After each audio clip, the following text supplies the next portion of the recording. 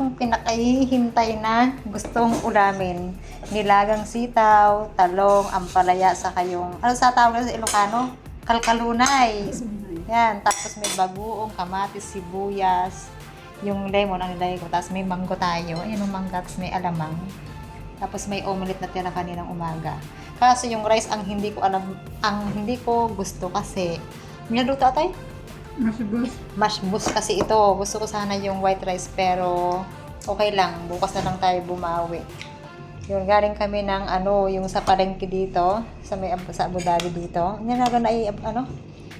Palengke. Yan, mangan tayo guys. Mangan tayo guys. Ang sarap ng ulam. Tapos ang dami nilang fruits na binigyan kami ng mga free fruit. Yan, ito guys, masarap. Hindi ko lang alam kung anong pangalan nito eh. Ang sarap nito. Yan, so kain tayo guys.